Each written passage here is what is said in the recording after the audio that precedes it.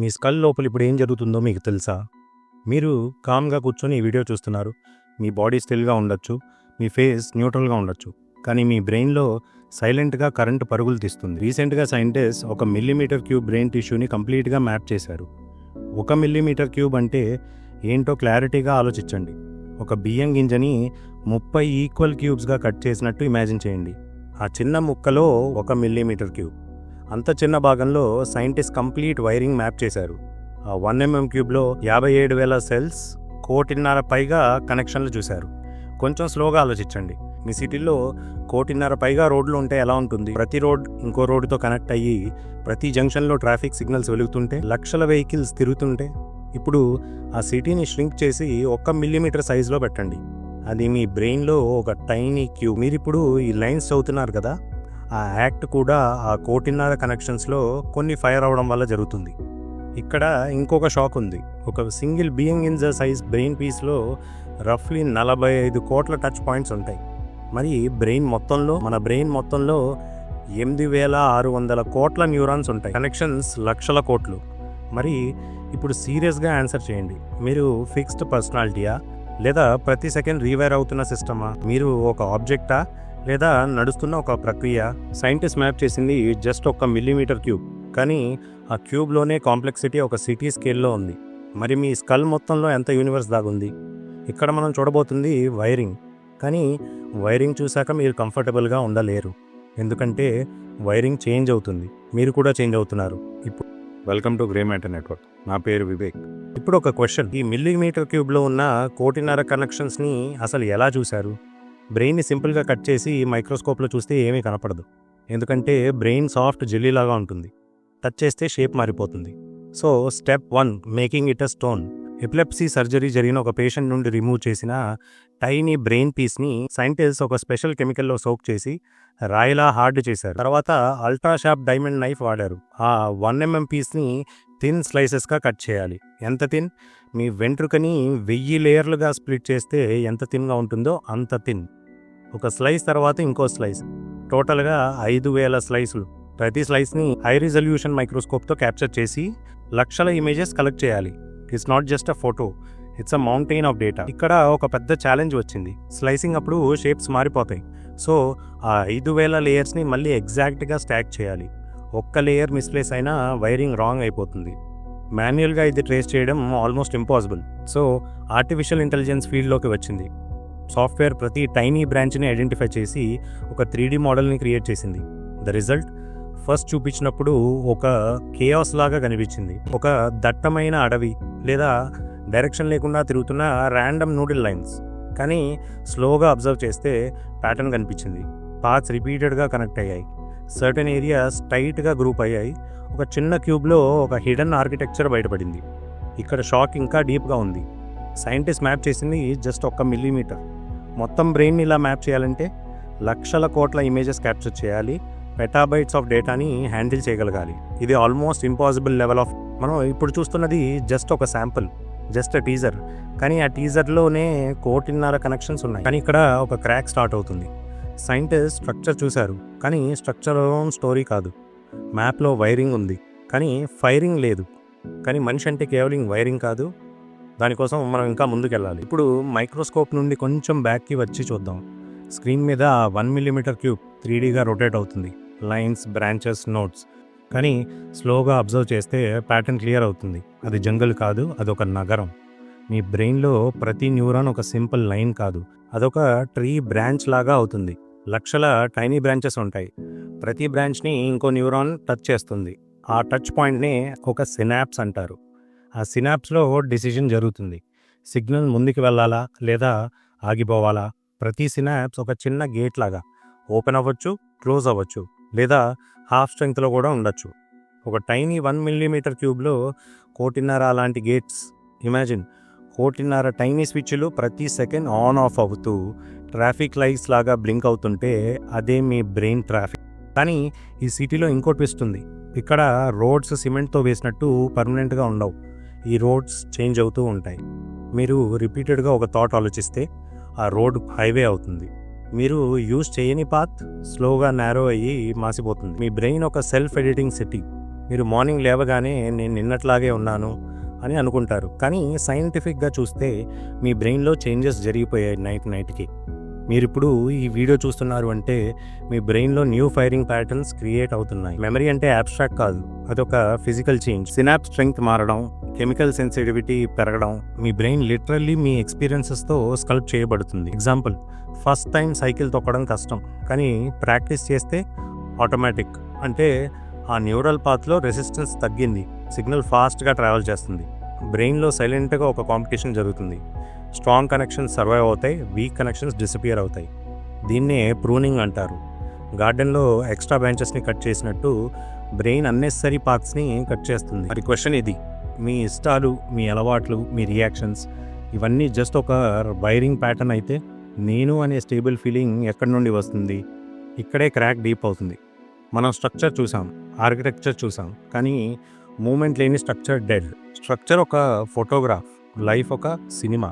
ఈ నగరంలో real story స్ట్రక్చర్లో లేదు, ఆ ట్రాఫిక్లో ఉంది. అదే నెక్స్ట్. ఇప్పుడు ఒక సింపుల్ ట్రూత్ యాక్సెప్ట్ చేయాలి. మీ బ్రెయిన్ పర్మనెంట్గా సెట్ అయిపోయిన రాయి కాదు, అది వెట్ క్లే లాంటిది. మీరు రిపీటెడ్గా ఏం చేస్తారో, ఏం ఆలోచిస్తారో దాన్ని బట్టే మీ వైరింగ్ అడ్జస్ట్ అవుతుంది. ఇది కేవలం మాట వరుసగా చెప్పే మాట కాదు, ఫిజికల్ చేంజ్. మెకానిజం ఏంటి? ఒక పనిని మళ్ళీ మళ్ళీ చేసినప్పుడు ఆ రెండు న్యూరాన్ల మధ్య కెమికల్ సెన్సిటివిటీ పెరుగుతుంది. సిగ్నల్ హైవే మీద వెళ్ళినట్టు ఫాస్ట్గా వెళ్తుంది. వాడని కనెక్షన్లు మెల్లగా సెన్సిటివిటీలో కోల్పోతాయి. సిగ్నల్ వీక్ అవుతుంది, మెల్లగా ఆ కనెక్షన్ పూర్తిగా కట్ అయిపోతుంది. చిన్నపిల్లల మెదడులో అవసరమైన దానికంటే ఎక్కువ కనెక్షన్లు ఉంటాయి. ఎందుకంటే వాళ్ళు లాంగ్వేజ్ నేర్చుకోవాలి, ఎన్విరాన్మెంట్కి అడాప్ట్ అవ్వాలి. నేచర్ ముందు మనకు ఒక దట్టమైన అడవినిస్తుంది. మెల్లగా మనం వాడేదాన్ని బట్టి అదొక సెలెక్టివ్ గార్డెన్లా మారుతుంది. సైలెంట్గా మీ బ్రెయిన్లో ప్రతి కనెక్షన్ మనుగడ కోసమే పోటీ పడుతుంది. బ్రెయిన్కి జడ్జ్మెంట్ లేదు, అదొక రీఇన్ఫోర్స్మెంట్ సిస్టమ్. మీరు దేన్ని రిపీట్ చేస్తారో దాన్ని అది రివార్డ్ చేసి స్ట్రాంగ్ చేస్తుంది. బ్రెయిన్ ప్రైమరీ గోల్ కూడా అదే, ఎనర్జీ సేవ్ చేయడం. అందుకే అది మిమ్మల్ని ఒక హ్యాబిట్ మెషిన్గా మారుస్తుంది. మీరు పదే పదే నెగిటివ్గా ఊహించుకుంటే బ్రెయిన్ దాన్ని రియల్ థ్రెట్లా ట్రీట్ చేస్తుంది. స్ట్రెస్ హార్మోన్స్ రిలీజ్ అవుతాయి, ఫియర్ సర్క్యూట్ సెన్సిటివ్ అవుతుంది.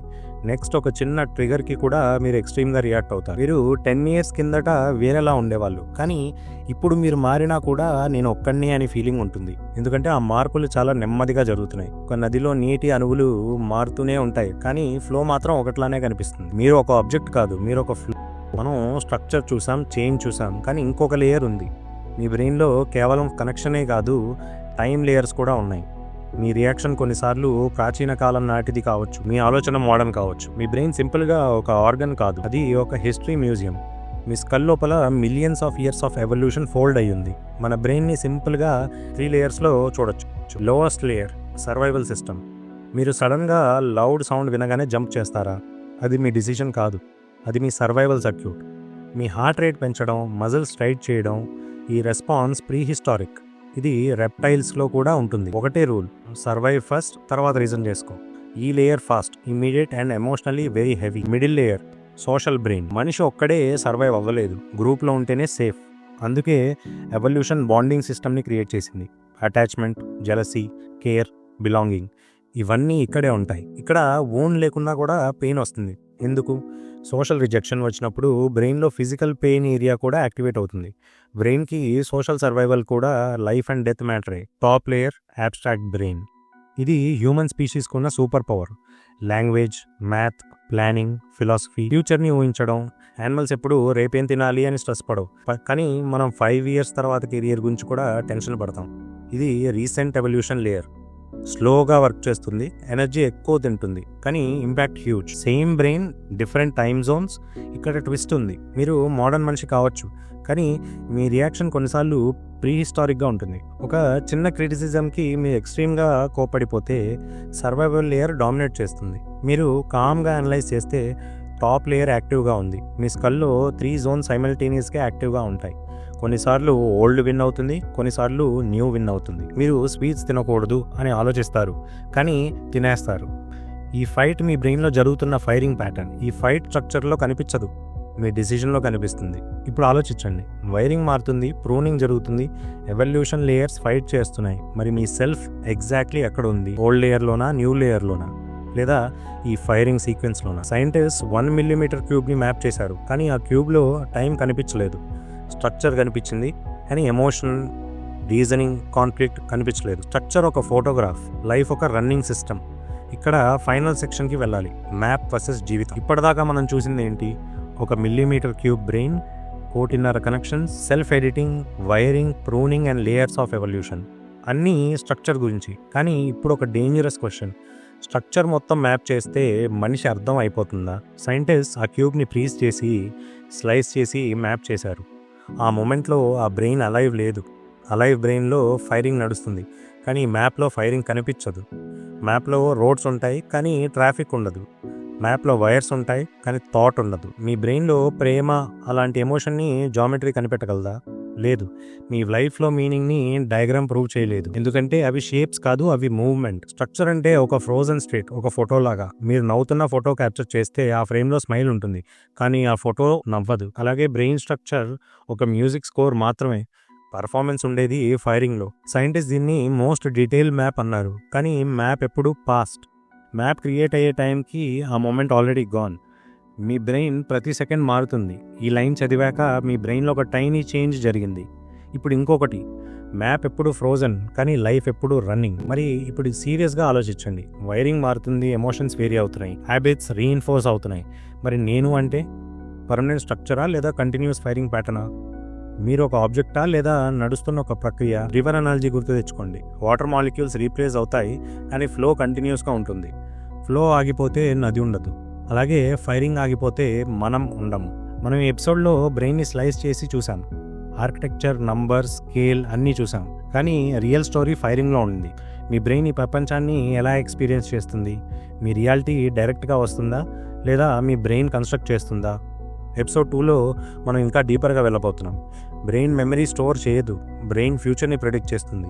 మీరు చూస్తున్న వరల్డ్ గ్యారంటీ కాదు, అది మీ బ్రెయిన్ క్రియేట్ చేసిన ఒక మోడల్ కావచ్చు. లాస్ట్ లైన్, మీ బ్రెయిన్ మ్యాప్ అయిపోయి ఉండొచ్చు, కానీ మీ ఫైరింగ్ని ఫ్రీజ్ చేయలేం. మీరు ఫిక్స్డ్ కాదు, మీరు జరుగుతూనే ఉంటారు. అంతవరకు చూస్తూనే ఉండండి గ్రే మ్యాటర్ నెట్వర్క్.